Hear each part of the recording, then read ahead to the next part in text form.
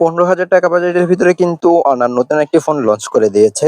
আপনারা যারা ১৫,০০০ টাকা বাজেটের ভিতরে অনারের একটি ফোন কিনতে চাচ্ছেন তাদের জন্য কিন্তু অনার লঞ্চ করে দিল অনার X6C এই ফোনটি। ১৫,০০০ টাকা বাজেটের ভিতরে এই ফোনটি কেমন পারফরম্যান্স করছিল, দেন এই ফোনটিতে কি স্পেক দেওয়া হয়েছে সবকিছু এই ভিডিওতে তুলে ধরার চেষ্টা করব। চলুন তাহলে আমরা মূল ভিডিওটি শুরু করি।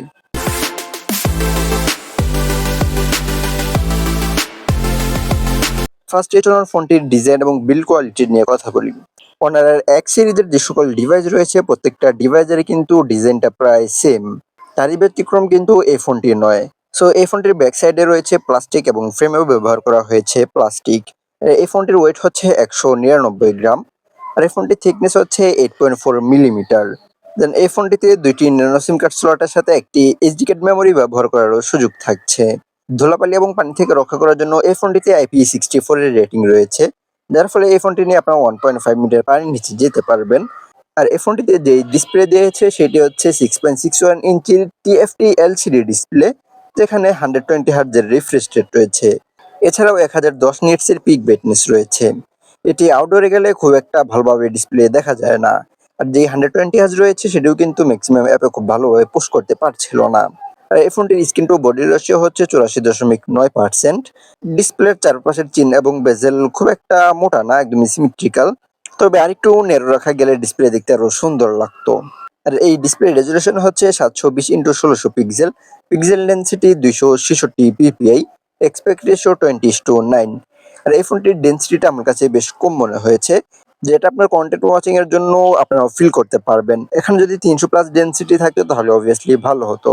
আর ভালো বিষয় হচ্ছে যে এই ফোনটিতে কিন্তু অলওয়েজ অন ডিসপ্লে ফিচারটি রয়েছে।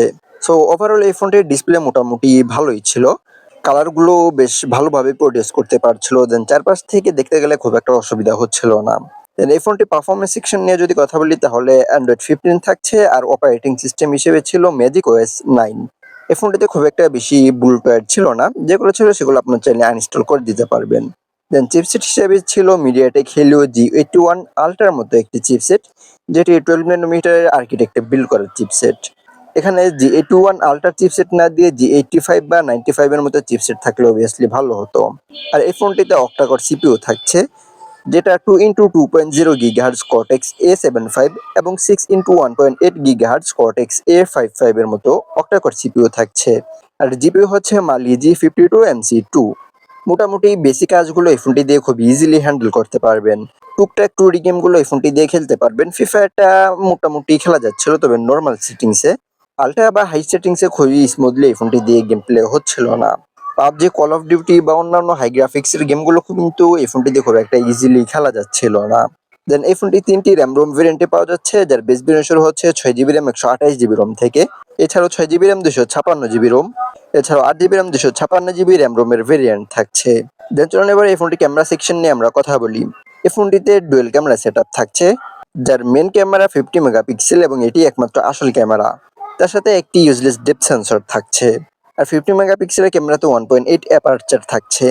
আর এই ক্যামেরাটি দিয়ে সর্বোচ্চ 1080p 30fps এ ভিডিও রেকর্ড করা যাচ্ছিল। মেন ক্যামেরার ফটো কোয়ালিটি মোটামুটি বেশ ভালোই ছিল। কালারগুলো বেশ শার্প ছিল, কন্ট্রাস্টের পরিমাণ খুব একটা বেশি মনে হয়নি, হালকা পাতলা ওয়ার্ম টোন ছিল। দেন পোর্ট্রেট মোডে এজ ডিটেকশনটা খুব একটা ভালোভাবে করতে পারছিল না। পিছনের ব্লারটা আমার কাছে একটু আর্টিফিশিয়াল লাগছিল। দেন এই ফোনটি সেলফিতে 5 মেগাপিক্সেল 2.2 অ্যাপারচার একটি ক্যামেরা থাকছে, যে ক্যামেরা দিয়ে 1080p 30fps এ ভিডিও রেকর্ড করা যাবে। আর সেলফি ক্যামেরার কোয়ালিটি মোটামুটি ভালো ছিল, খুব একটা বেশি ভালো না, ফেসগুলো স্মুথ করে দিচ্ছিল, দেন হালকা পাতলা ওয়ার্ম টোন ছিল। এছাড়াও কিন্তু এই ফোনটিতে একটিমাত্র সিঙ্গেল বটম ফায়ারিং স্পিকার ব্যবহার করা হয়েছে, তবে 3.5mm এর হেডফোন জ্যাক রয়েছে। ওয়াইফাই 6 এবং ডুয়াল ব্যান্ড ওয়াইফাই সাপোর্ট থাকছে, আর ব্লুটুথ ভার্সন হিসেবে থাকছে 5.4। এই ফোনটিতে USB Type-C 2.0 OTG সাপোর্ট থাকছে। আর সাইড মাউন্টেন ফিঙ্গারপ্রিন্ট সেন্সর ছিল, যেটি মোটামুটি বেশ ফাস্ট এন্ড অ্যাকুরেট ছিল। এছাড়াও এই ফোনটিতে অ্যাক্সেলেরোমিটার সেন্সর এবং প্রক্সিমিটি সেন্সর থাকছে, তবে জাইরো সেন্সরটা থাকছে না। এখানে অবভিয়াসলি জাইরো সেন্সরটা দেওয়া উচিত ছিল।